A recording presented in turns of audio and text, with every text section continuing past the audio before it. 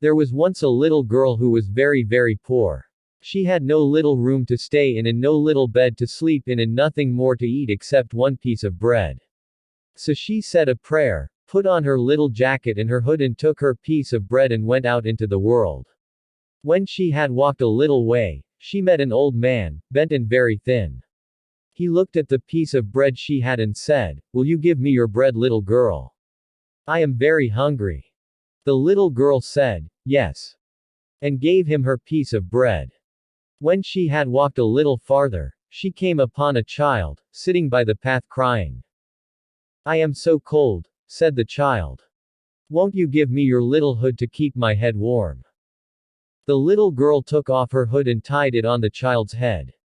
Then she went on her way. After a time, as she went, she met another child. This one shivered with the cold, and she said to the little girl, "Won't you give me your jacket, little girl?"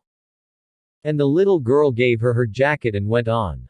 After a while, she saw another child, almost naked by the wayside.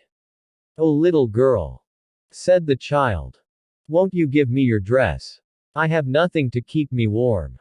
So the little girl took off her dress and gave it to the other child, and now she had nothing left but her little shirt.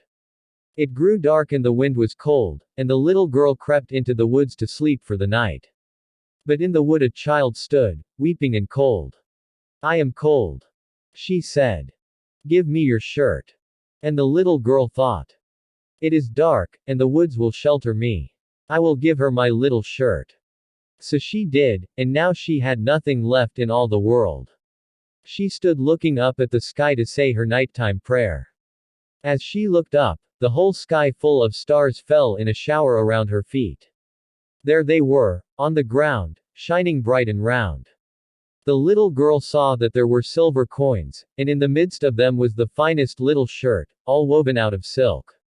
The little girl put on the little silk shirt and gathered the coins and she was rich, all the days of her life.